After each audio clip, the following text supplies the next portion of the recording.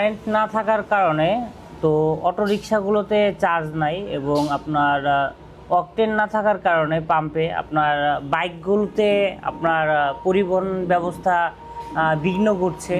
তো অনেকের বাইক আছে, বাইকে তারা গার্মেন্টসে যায়, কিন্তু বেশিরভাগ মানুষ অটোরিকশায় করে আপনার গার্মেন্টস সেক্টরে মানে যার যার অফিসে কর্মস্থানে তো যাওয়ার চেষ্টা করে। কিন্তু বর্তমানে কারেন্ট না থাকার কারণে এবং পাম্পে তেল না থাকার কারণে আমাদের শ্রমিক ভাই বোনেরা সকালবেলা আপনার খুব কষ্ট করে তাদের কর্মসংস্থানে যাওয়ার জন্য আপনার ট্রাকে করে যেভাবে যে পারে হেঁটে যাচ্ছে।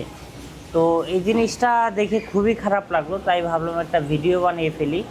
তো আপনাদের কেমন লেগেছে আমি স্ক্রিনে অবশ্য ছবি অ্যাড করে দেব।